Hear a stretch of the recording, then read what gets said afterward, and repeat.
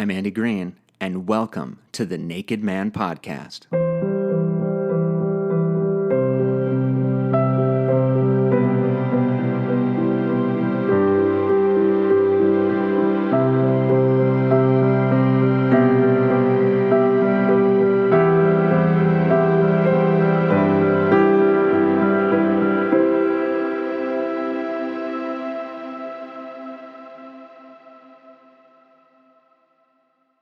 It was November 4th, 2011.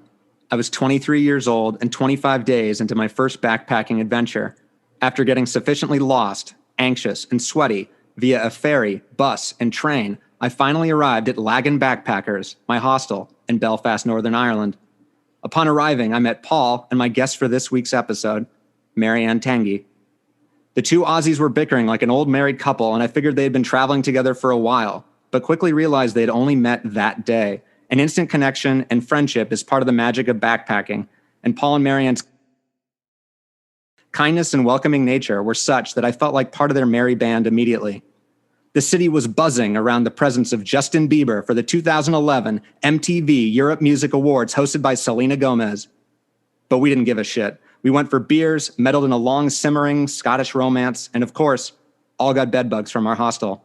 Our paths diverged shortly thereafter, but Paul and Mary-Anne have never left my life, being incredible correspondents, confidants, and supporters.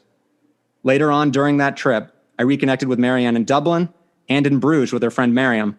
They chose a brewery as our meetup spot, indulging my burgeoning passion for craft beer.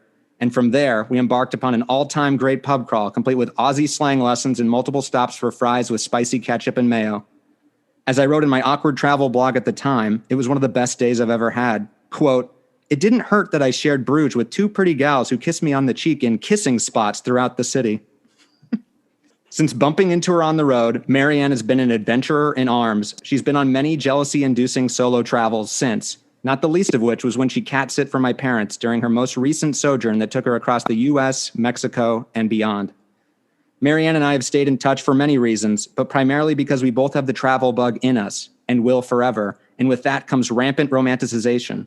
An omnipresent itch to leave, to want more, to never be quite satisfied, to never stop learning. Mary-Anne joins me today to discuss Wanderlust, to explore our addiction to exploring and the double-edged sword that comes with independence and loneliness. Mary-Anne, Mez, welcome to the next adventure. Welcome to the Naked Man Podcast. Thanks for having me. That's very lovely, all those things you said. And accurate. Accurate? Okay. There's no fact checking? And accurate. No fact checking there. I can't remember the fries. We apparently had I had two fries in the same day with you in Bruges. I can't remember them. So obviously the beer was good. Yeah, the beer was good. The beer was doing its job. I didn't remember that either. I just reread those blog posts before this. It probably doesn't just surprise you to know that Miriam was like hiking up a hill while we ate fries. So yeah, she went on exercise while we, Of course, she was definitely a fitness fanatic and we were fries fanatics. And that's okay. Yeah, there's no judgment. No. Especially in Belgium. That's the home of the fries. That's exactly right. We were culturally immersing ourselves. So that's fun. Mez, it still feels weird when I say that. I think of you as Mary-Anne, and I feel like a stupid American when I say, when I call you Mez, which is your nickname or what you go by, right? Like everyone calls you that? Yeah. Most people do call me Mez. Yeah. Yeah. Or MA. Some people call me MA. MA. I like that. MA. Yeah. You could call me MA, whatever you feel like. But Mary-Anne's a mouthful, isn't it? Who wants to say Mary-Anne all the time? No one. It's only 3 syllables, it's not too bad. I can do it. You can call me whatever you like, whatever makes you comfortable. Just don't call me Mary. And don't call you Anne. All right. It has to be all. Got it. Perfect. Well, how are you feeling? How are you doing in this moment? We agreed that we were going to be honest. And I've just explained to you before we started recording that Melbourne's going into lockdown for 7 days. We've got a few cases of COVID, which probably to your American audience seems a bit odd because you've got thousands of cases. But we have 25 cases and we're going into lockdown. So that just means there's only 5 reasons where we're allowed to leave the house. And this is my first lockdown. I've not been in a proper lockdown. So I'm You're Went getting a panic taste. buying this morning. Yeah, no, I didn't. Don't panic buy. That's not a good idea. So it's okay. That sort of blew my mind because 25 cases would be. I don't have concept of what it is right now, but it does feel like feels like we're in last year with that news. But I guess I'm glad you're safe, you're healthy, you have your cooler. Definitely. And you have your new apartment. So congratulations. I'm glad you got it. Like, Thanks, if it was like last week, that would have been even worse, right? Oh, I would have been homeless. Should we explain the cooler? Sure. I have a cooler instead of a fridge because I've just moved into a new apartment. And that's fine. It's like camping every day in my house. And that's the dream, because this is just another dream. This is just another adventure for you, right? Yeah, maybe I should sleep on the balcony overnight. Ooh, yeah. No, I've definitely done that over here. It's like we've even pitched the tent. And my mom, great. Yeah, my mom used to do that when we were kids too. Like we would, if we were just outside in the yard or just on like our patio when we were in Tahoe, just to like sort of, I don't know, just makes it feel really fun and adventurous, even though you can just go inside to go to the bathroom, It's the best kind of camping. Yeah, you're right. I'm definitely trying with my cooler on the balcony, just be like I'm in the mountains, really. Maybe a little bit less of a view. Yeah. There's a couple of trees and a couple of cockatoos. That'll do. Yeah, that's what imagination is for. Yeah, I think for me, I'm just happy to see you and happy to talk about traveling, because it's almost as fun as traveling itself. Yeah. And it'll feed the itch slightly. It'll feel like I'm doing it, even though we're sitting in our rooms, not traveling at all. No, in lockdown. So, listeners got a little bit of a peek into where my head was at in 2011. And you are a little bit older than me and also have had more worldly traveling experiences. But was this your first big trip back then? Like, where was your mindset when we met in Belfast? Yeah, I'd done what a lot of Australians do and gone and got a UK 2-year working holiday visa. So I was working in the UK on and off and traveling in Europe at the same time. So we can stay for 2 years in the UK and then we can travel for 3 months at a time within Europe. So I was traveling 3 months, working for a few months, traveling for 3 months, working for a few months. Doing the Schengen thing? Yeah, the 90 days? Doing the Schengen visa thing. Yeah, exactly. And also like going into Morocco and those places, anywhere that was within a vicinity of the UK that I could get to relatively easily. And I was free, wasn't I? Like I had no commitments really. I was single. My family was all well and healthy back home.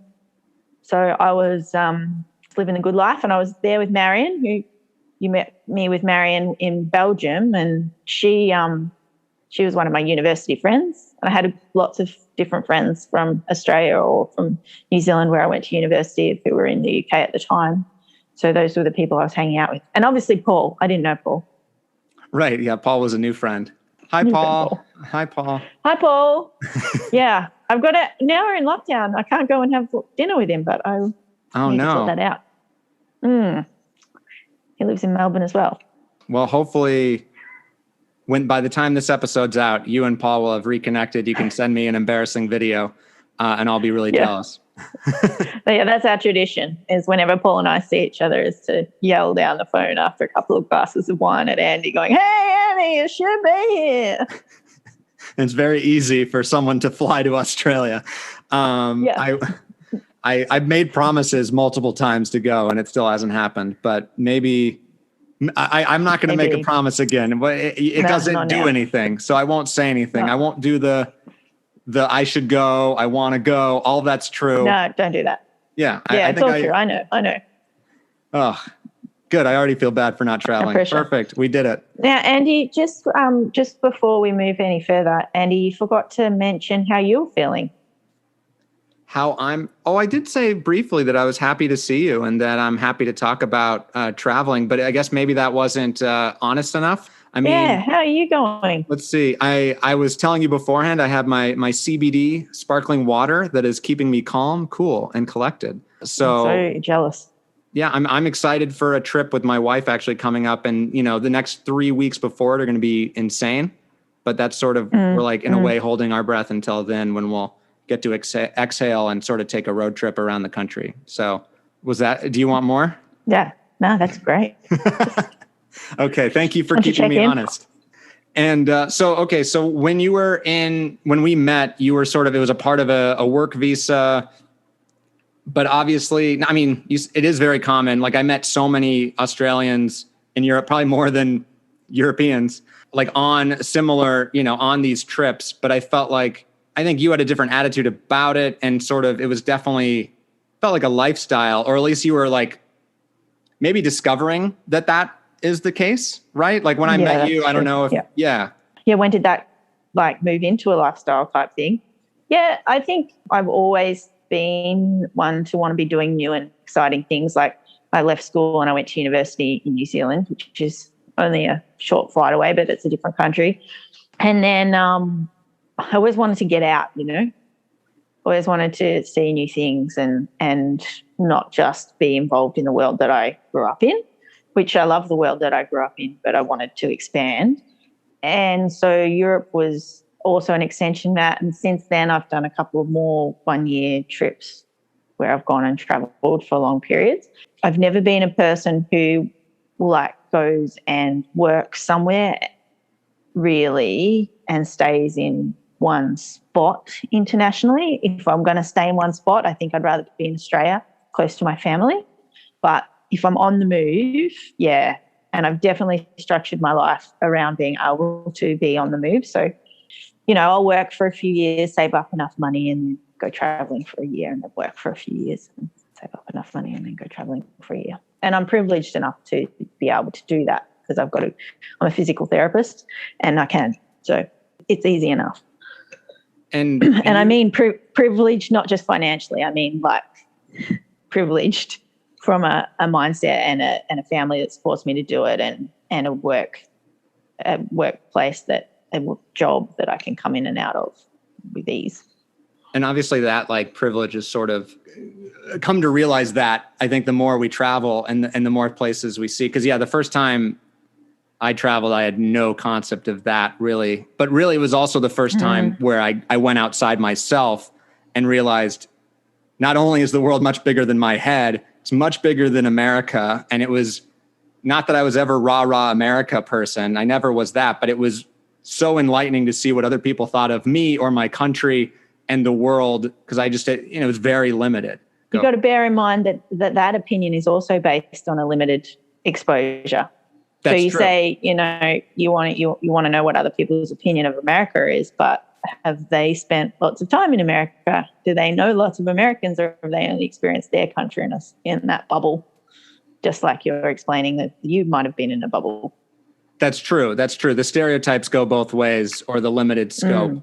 I'm just used to painting myself as the villain. So I will take all the blame, and everyone else is fine they can judge me. I can't judge them. Yeah, right. Got it.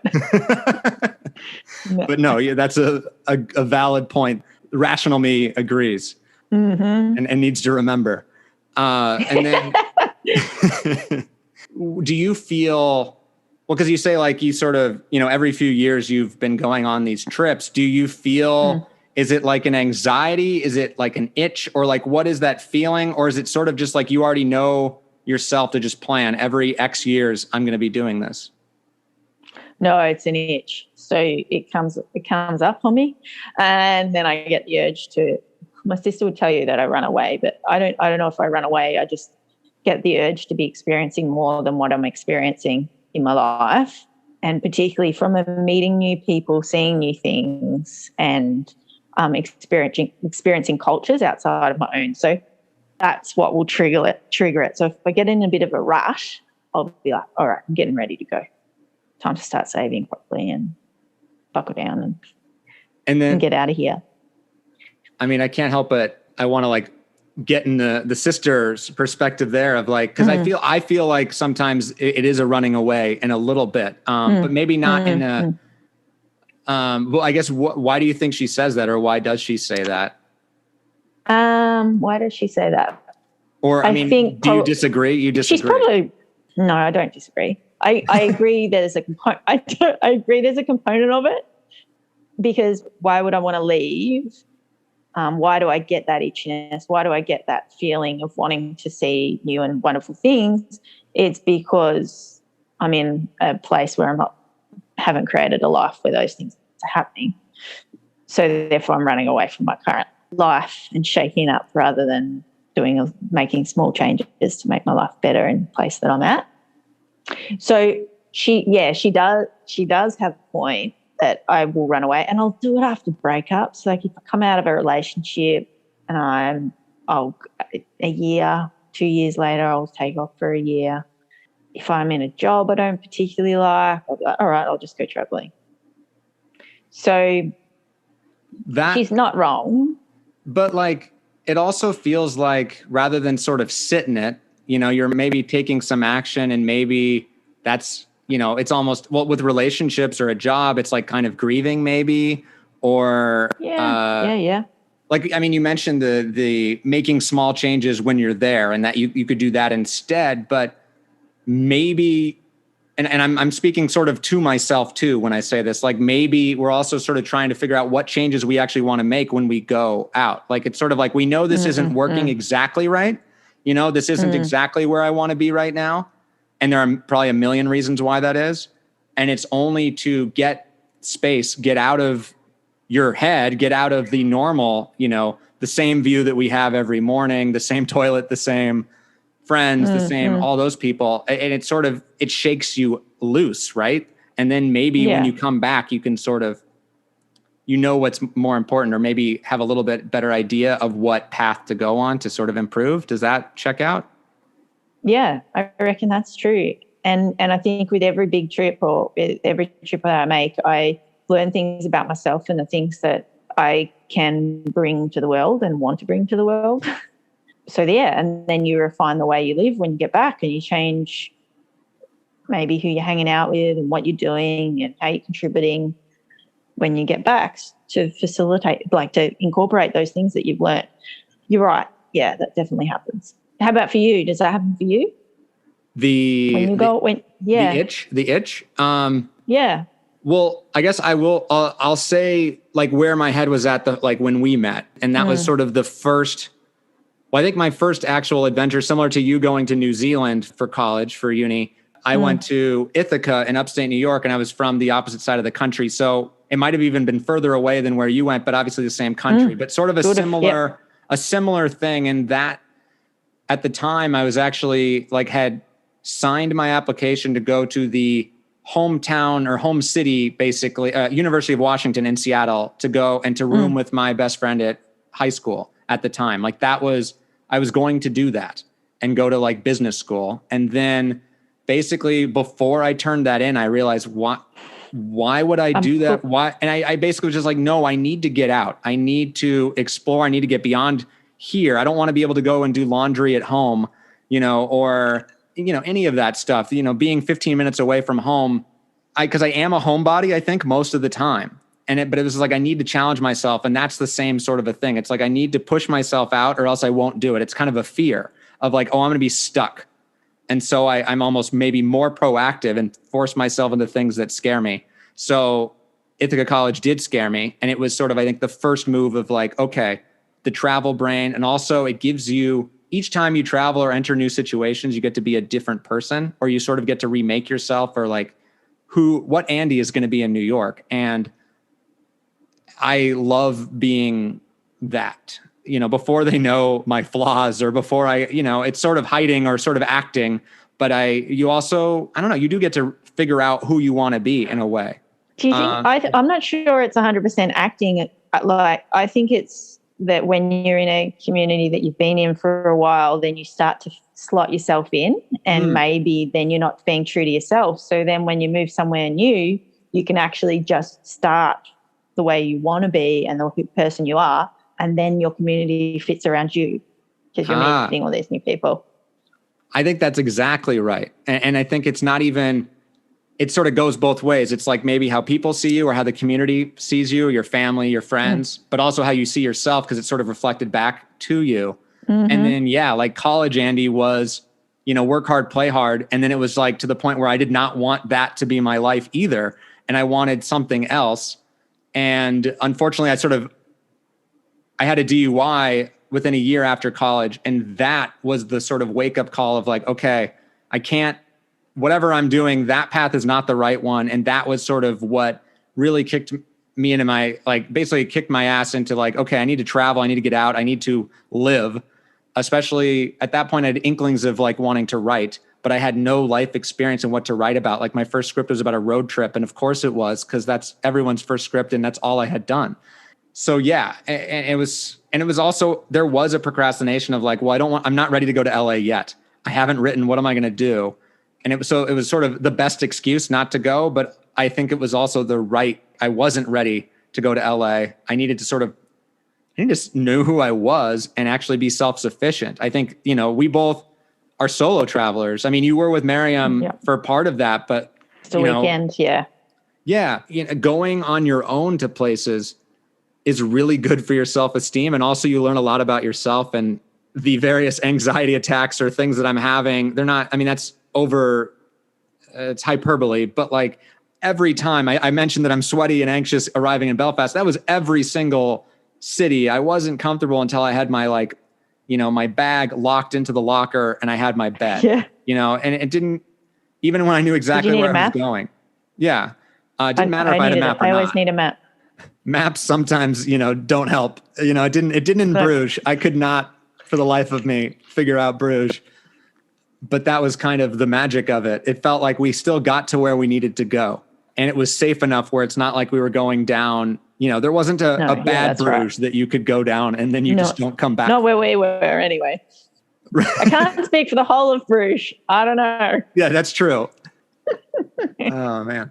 But yeah, I do have those moments of feeling antsy. That's what, it is that itch. It feels like whatever I'm doing isn't working, or maybe it doesn't feel like, sometimes it is like, maybe I'm not feeling appreciated where I am, or I'm certainly not appreciating myself.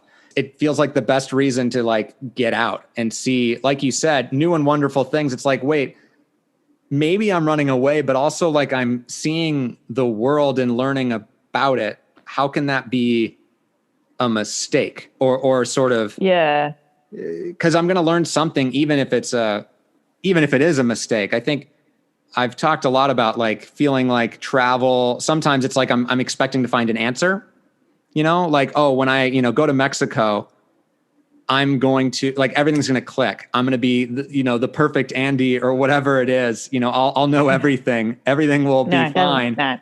And obviously that will never happen. It doesn't matter where I go. But do you ever have that feeling where it feels like, okay, if I go to the right waterfall or right park, it's going to be, you're looking for that moment where you have peace. That's what you're looking for. Well, I'm not very good at being on my own. Like I wasn't until I started solo traveling. And so I thought one of the reasons I went to America for 2 reasons, and I was in the States for 6 months. One was because I wanted to learn how to be alone. And I knew that I would be driving around in a van, camping in the wilderness by myself. And I just wanted to see, and I did that for 3 months. Even at your mum's house, I was by myself. I had the cat, but the cat didn't like me. So. Poppy doesn't like anyone, so don't. No. It's fine. It's fine. But, like, how do you be by yourself and still be content and comfortable? So that was one of the reasons. The other reason was I wanted to understand how Donald Trump got elected. So I wanted to understand the culture and the reasons behind that. I didn't get that from that trip. I didn't really meet many Donald Trump supporters, but I thought I would. They just be everywhere, yeah.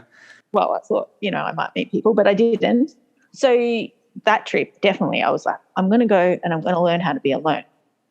And it was quite difficult. There was times I got my heart a little bit broken, and then I was in the tent by myself for 2 months, and I'd be like, why am I doing this, But then once you push through that, you get to a point where you're like, yeah, I can do this. Yeah, you can do anything. I can do anything. I can't go hiking in the mountains by myself. I'm not very good at that. I used to wait in the car parks until middle-aged couple would come along and going on a hike, and then I'd ask if I could follow them up. And I was scared of bears and mountain lions. But, Yeah. That's bears and mountain lions. It's not the comfort of being in my own skin. Right. Yeah. And that's what that's what you were searching for. You know, like when you say you can't have a trouble being alone, it's because, you have trouble being with yourself and being with the what's inside the brain. And I totally empathize with that. Yeah, for sure.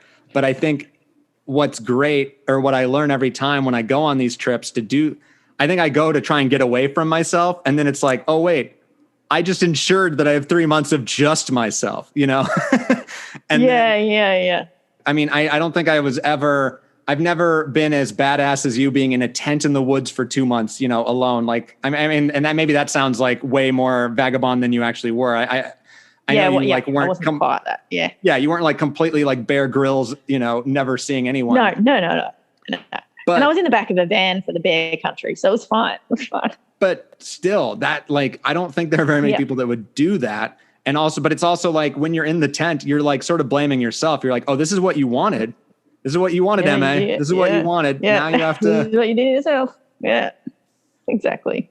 Well, when you're saying like you want to learn to be alone, is that more to just like self-acceptance, or is it sort of a fear of like, I'm going to be alone forever, so I might as well get used to it in the most hard way possible? Does that make sense? Like, that's a hard, intense question. Yeah, I get that. No, I'm an optimist when it comes to thinking about whether or not I'm going to have a life partner. I have no doubt in my head that I will find a life partner. It's ridiculous. I don't know where this self-belief has come from, but I've never doubted that I will find a life partner. I haven't found one yet.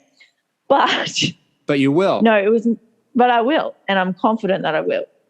But it's the actual physicality, like, of being by myself. You know, when you're by yourself for a couple of days at home, it's all right. You're watching telly, you make yourself busy. But can I not talk to someone for 3 days and still be happy? And I could. And you could, yeah. And I could. And I did need certain amount of social interaction, but I'm an extrovert, and I wanted to see if I could get used to not requiring external validation and input and still be happy. I think it's really cool. And it's like self-improvement, right? You're trying to, I guess, better yourself, but also like I am an introvert. So it's like maybe me being in a tent feels more natural, but I still have the same, you know, after 3 days not talking to someone, I think I might lie to myself and say, this is what I want, but I missed that. You mentioned that you're in your first lockdown now, but like, I imagine there was more isolation in the last year. I guess, no, you're working in the medical field. So you never had that experience. Yeah. No, I was working in ICU and hospital wards. So they never shut. I'm a continence. Do you know what I do, Andy? I'm a continence physio. So bowels and bladder and sexual function. And yeah, I knew you were in the continence business. Yeah. Yeah. And to assess them, you touch pelvic floors, which means vaginal and rectal exams. And you can't really do that when you can't see someone. Yeah, telehealth on that would be really hard to do. And even coaching someone to try and do it for you seems, the whole thing is potentially awkward scenario, obviously. Anyway, yeah, it doesn't work. I have to say thank you for the work that you're doing. That's awesome. No worries. But you mentioned meeting people, you know, and obviously that's how we're here right now, is that we met on one of our travels. Yes. Connected, and we were one of the lucky ones where we didn't lose track of each other. Like that happened, you know, I met so many people. I think every day it was like there's 5 new people from 5 different countries, and they were all the coolest people I'd ever met. And then I never talked to most of them ever again. And I just sort of wanted to talk to you a little bit about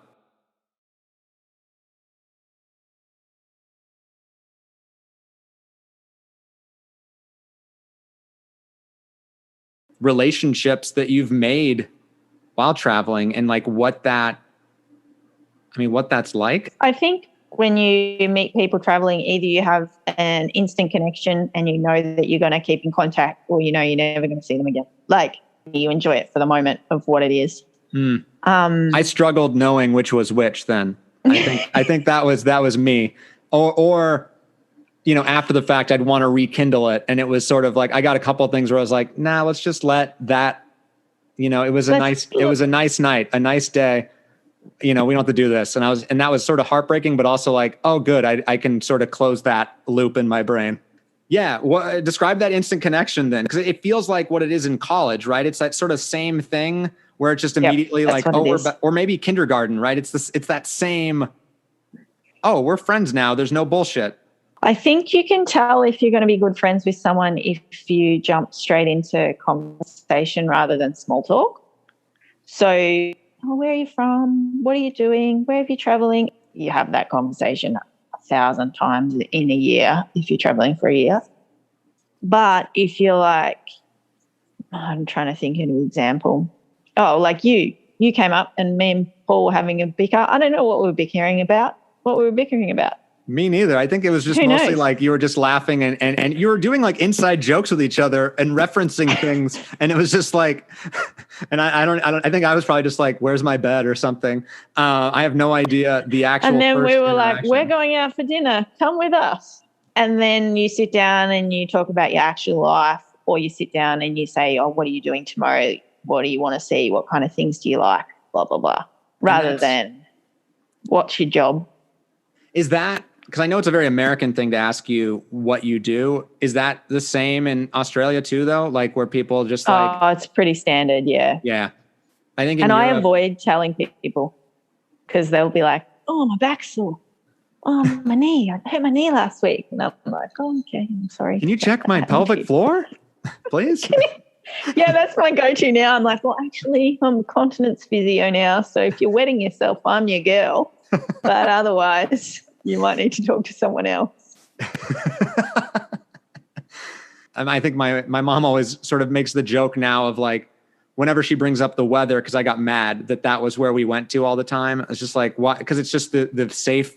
It's like when I worked at the bank, when I worked at Bank of America, which is what I was able to save money to go to Europe. Every conversation with people you don't know was about the weather, but there was like one every 100 person where you actually had exactly what we're talking about, where you have those magic interactions where we're actually sharing or being honest with each other.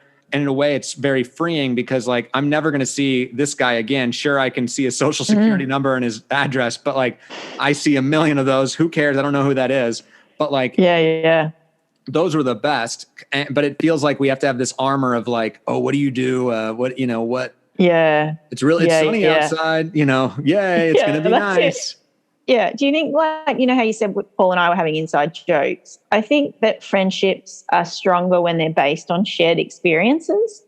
So if you're doing stuff together and you share a particular time at a particular area or whatever, you go visit something, then it's more likely that the relationship's going to last.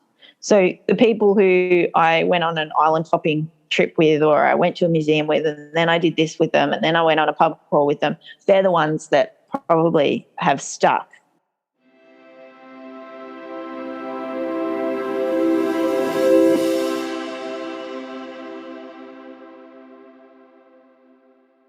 I was going to ask you, every time you've gone out, did you have like a specific date that you were returning home, or were they open-ended?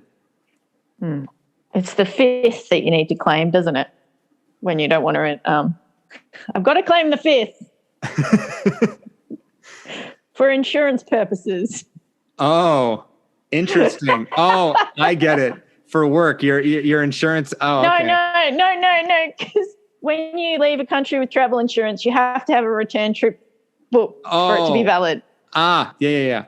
So you would have a trip planned back, but it was open-ended in your mind. Got it. Yeah. Yeah. The Europe trip for me was open-ended, but I had like I had these delusions of grandeur of how much money or how long my money would last. And then, but I also had this idea of like working in Croatia and like doing that. And by the time I didn't even get to Croatia. Like I ran out of money and also like I ran out of steam. I was going too fast and I sort of learned. Yeah, you were moving quick. Yeah. And I got homesick, but I was wondering because I plan? Yeah. Well, you've gone longer. And so you were sort of having this open-ended thing. But my follow-up was going to be like, what brings you back as like, okay. Yeah. So a lot of my planning is around visas. So for example, I wanted to go to the States because I could get for 6 months because I could get a 6-month visa. So then I look at the country and I think, and I talk to people and I go, okay, well, I'm going to do 3 months on the East Coast and 3 months on the West Coast, and we're roughly. Then the second thing I take into consideration is like if anyone's coming to visit me or there's a particular event I want to go to. So my America trip was based around swing dancing events and a wedding. My cousin got married in the States, married an American girl. So, those kind of things, but not necessarily with particular timeframes involved unless I need to be at an event somewhere. And then I just work it out when I get somewhere. Once I'm at a place, I'm pretty meticulous in my research. I'm paranoid and really get serious FOMO and I'm worried I'm going to miss something, or like I'll go past something and then I think someone will tell me a great travel story about something they went to and I haven't been there, So once I get to a place, I now, in my old age, do a lot of research about what I want to do once I get there. Yeah, because otherwise, what if I miss out on the best thing that the place has to offer? That sounds a lot like me too, of like, yeah, what if I miss the best thing? Or like, what if I'm doing the wrong thing? That's the other part of that. It's like, oh, what if I do this trip wrong? Which you can't do the trip wrong. No, right? You can't do the trip wrong. You doing it is the best thing. And that you did it based on swing dancing events is awesome. Were you a swing dancer before or like? Yeah, I'm a bad swing dancer, but yes, I did do swing dancing before. I started blues dancing with an ex-boyfriend. We had lessons when our relationship was falling apart, those kind of lessons that try and bind you back together. And and then after we broke up, I was like, oh, I'm going to keep going. So then I started swing because that was what was available. And so swing dancing is amazing because the community is really good. So you go to events, and particularly the smaller community events, like they organise people to host you, and there's parties and after parties, and you sleep at people's houses, and like it's really, really social. That's a really cool subculture and community that like. I know. What if I've exposed it? I hope no one listens to this. Sorry, Andy.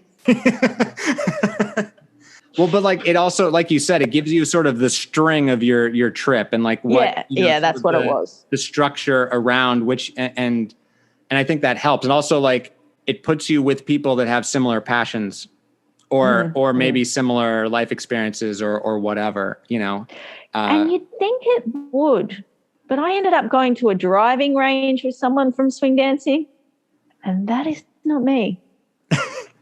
But you did it. Now you know that driving ranges. What about driving ranges? Like I was going to try and make a huge like judgment about who you are and why you don't like driving ranges. Hang on, stop. I think I've got the wrong word. This is good. What's when you shoot shit? Oh yeah. No, a driving range is for golf. Like it's not called a shooting range. It might just be called a shooting range, shooting galley. I went and shot stuff. I've never done that, but that's yeah. Because they're all Navy. They're all in the Navy and the military and everything, and they know about guns. And I'm Australian. We don't generally have guns, and so I went. I didn't enjoy it. I just shot a handgun and then walked out of the room and went, I'm done. That'll do me. And everyone else shot the big guns. I was out. Loud. I read my book on the couch. But like that's great too. Like you didn't have any FOMO or like because you tried it, right? Like if you hadn't done it, you would have been like, oh man, maybe shooting that handgun would have felt so good, or like I would have. Yeah. I have no idea. What if it was my life passion and I never did it? Right. Or maybe this Navy, ex-Navy guy was my husband. We just I would have found that out. That was the. Wouldn't have known. But like, I think that's why both of us do the things that we do. And there is that FOMO, but it's also like, I think there's an inkling or an instinct, because I was thinking of it where it's not just anxiety of why I wanted to leave or why you wanted to run away. There's something calling me out there, and that sounds maybe a little bit, I don't mean like fate or anything like that. I just mean like there's a reason or there's something that I want to go do. And it's just like something in me is telling me to go, and it's not just the anxiety. And sometimes it's hard to tell because I am an anxious person. So sometimes it is just like, oh, I just need to go for a walk. I don't need to book a trip to Spain. Yeah. But every time I've done one of these, and I'm going to assume that this is the same for you, you've never regretted it, and you've learned so many different things that you didn't know you were going to learn or you didn't know what was going to happen, right? And you've never been like, oh, I'm sorry I bought this plane ticket. No, never. Not once. No. And even probably when you're in it, right? Because like we've had, I mean, you definitely had like some intense moments, like because you were traveling during COVID, and even during that, you didn't have any regrets. Not so much. Like COVID hit when I was in Nicaragua, and I had 2 months left on my trip, and I came back early. Like I've had things that were challenging, like COVID happened, Australia told all the Australians to come home, the borders were closing. That week my passport got stolen and I had to get a new passport and try and get home. That was stressful, like I'll give you that, but it wasn't, I didn't regret going, not at all. But we talked about this, I also wasn't very proud of the way I behaved in that time period, because I was living in the north, I was staying in the north of Nicaragua, learning Spanish. It was great. And when my passport got stolen, I came back to Managua to get a new passport, and I just booked a hotel around the corner from the consulate and stayed in a hotel for 5 days until my passport arrived, and then I flew out. And it was like, you know, if anyone's ever been to Nicaragua, like Nicaragua is a great country, it's a great culture. It's a little bit unsafe at times for both its population and for the people living there and for travellers. And there was a lot of protesting going on at the time.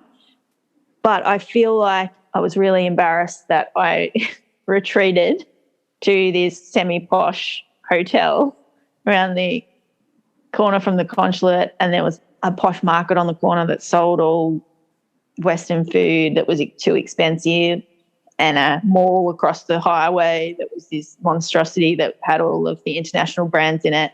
And I stayed there for a week and waited until my passport arrived instead of going back into the community that I had previously been staying in. It was, you know, and I'm not proud of that at all. Like that's just when you get stressed and worried, you I took an easy path, and I probably shouldn't have. I should have been living out the experience for that last week, but I retreated and watched Netflix. Well, I mean, that is a familiar thought, you know, of like punishing yourself there. But like, your passport was stolen and you do need to get that. So, I mean, it felt like you were sort of following the situation, right? And also this was happening was this before COVID or during? No, it was during. It was after Australia told us to come home. So the Prime Minister made an announcement saying Australians should come home, and then the borders were closed. Nicaragua didn't close their borders, and Mexico didn't, but everywhere else did. Guatemala, Honduras. I mean, I understand why you feel like. I'm trying to figure it out. Like, what do you wish you would have done? Like, you wish you had stayed in the community you were in, and then when the consulate had your passport, you'd go and pick it up and then return back? Or that would have been too hard. It was a 3-hour bus ride from it. I could have I didn't need to stay in that ritzy posh hotel around the corner in Managua. I was a little bit frightened of Managua because everyone says it's so dangerous. That the travellers, I don't know if it is, and even the family that I stayed with was like, don't stay in Managua. It's like, okay, righto. But, you know, I didn't need to go to the gated house, the gated hotel with a swimming pool and I could have gone and stayed in a local community. That would have probably been fine. I could have still continued to eat local food and I didn't. I just walked down the block to the easy place. I mean, but it's also understandable why. Like, so it was, you know, this is traumatic. You don't have your passport, and probably the scariest time not to have a passport when, like, basically your home country is telling you have to come back, and you can't really. I don't know. No, I couldn't. It totally makes sense why you would go to what is safe, and even if I think I would feel the same level of shame of like, oh, I'm eating Western food now. I'm at this hotel. And I hadn't eaten Western, like I hadn't gone and got pizza or, burgers and those kind of things. I hadn't done that for months. And then all of a sudden I was like, give me some pasta. I wonder, it sort of feels like, oh, I didn't learn anything, or, oh, I haven't changed. Oh, I'm still. Yeah. It's kind of like that.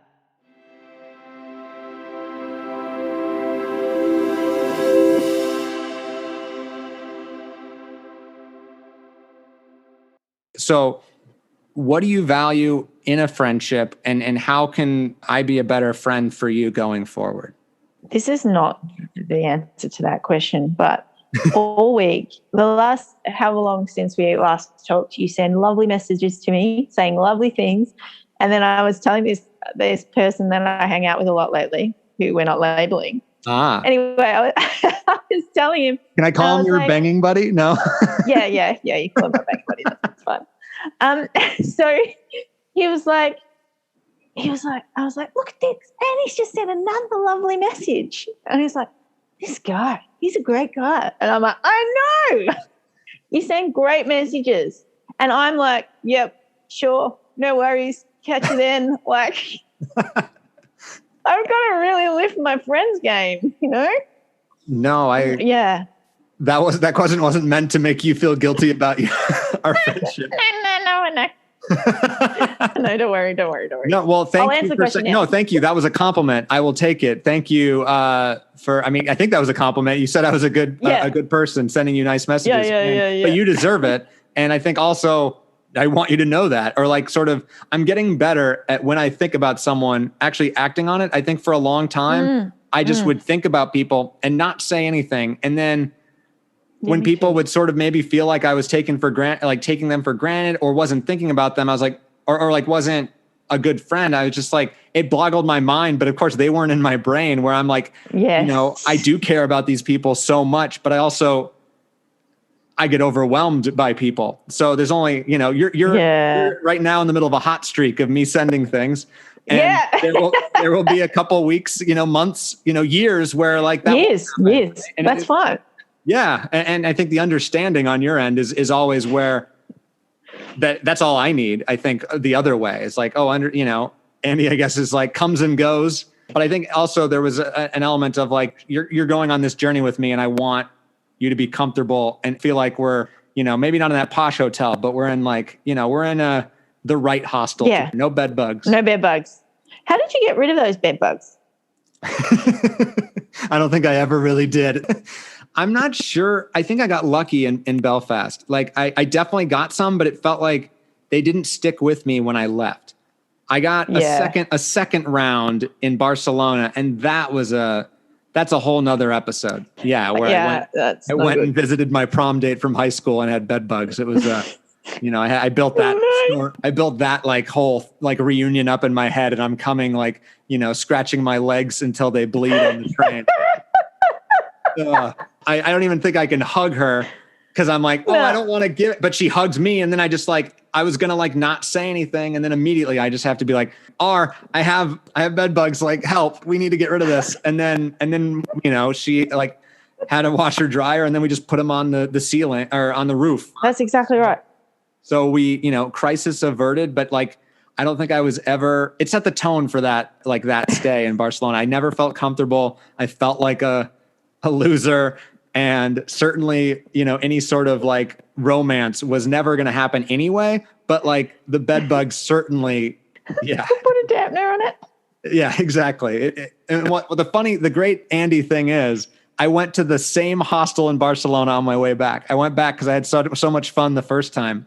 I'm an idiot. That is silly. Have they got rid of the bed bugs? I didn't get them again. So yeah, I guess so. Must have. You might have taken them back there. You're right. Yeah, that's true. Like when I left, having gotten rid of them. Oh man.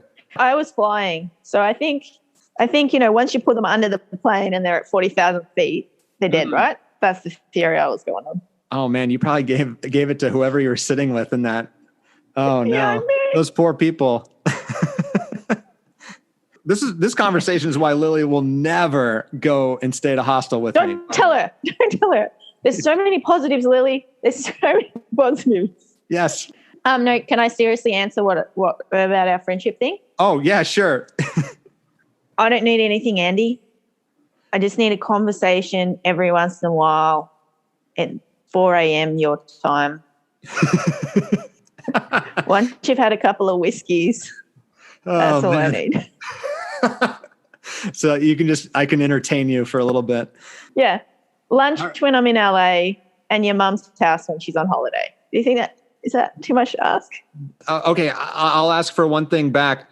Let me know if you need or want a conversation, then I can make it happen rather than we wait until I'm actually awake for 4 a.m. and it happens. If you want to have a chat, you can do that first move and then we'll do it. But yeah, that sounds great. We can be. I'm going to go buy some lockdown booze now. So lockdown liquor. I'll bring it. Be careful but good luck. Say hi to your banging buddy for me. That was her term. That was her term. But I said it embarrassingly on this.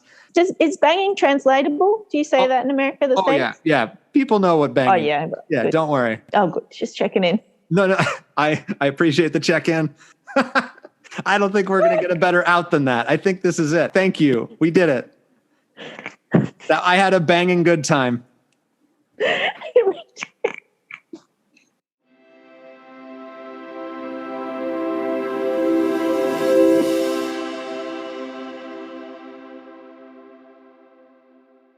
I'm so grateful to Mary-Anne, M.A., Mez for joining me and trusting me, and to you all for listening to our conversation. Mary-Anne remains in lockdown, a reminder that while America appears on the verge of a new normal, whatever that means, we still have a long, long way to go in fighting COVID-19. I'm sorry to say that M.A. and her banging buddy broke up shortly after this recording, but rest assured, her relationship with her cooler remains bulletproof. M.A. is still on the lookout for the right fridge, forever confident she will find it. And before I continue our send-off, I want to share a special treat with you. My pilot guest and dear friend, Kyle Dickinson, a.k.a. Kyle Munich, a.k.a. Papa Munich, wanted to share a poem he discovered that reminded us both of this episode. I hope you enjoy it as much as I do. Without further ado, here's Kyle. The One Who Is at Home by Francisco Albanez. Each day I long so much to see the true teacher.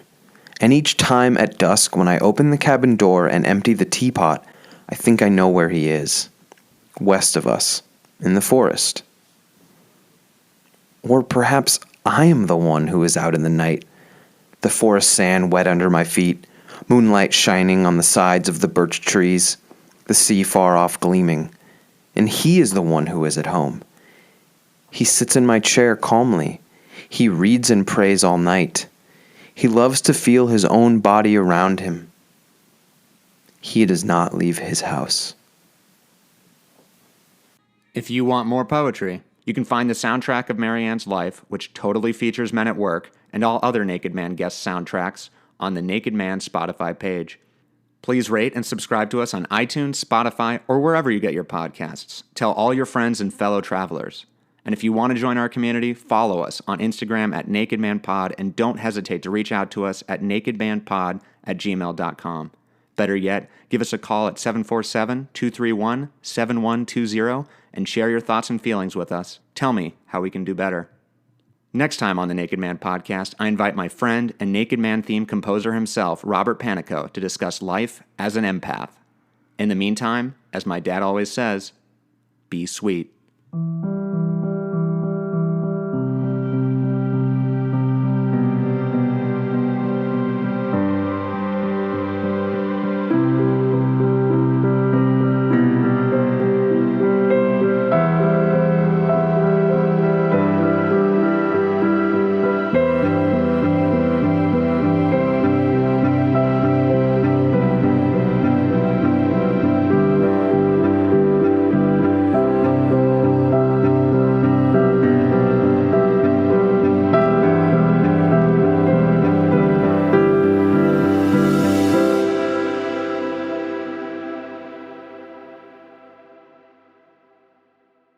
This episode of the Naked Man podcast was conceived by Andy Green in collaboration with Mary-Anne Tangey.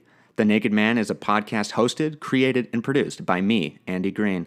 All music was composed by Robert Panico, and all graphics were created by Christopher Miles. I've never had sex skydiving.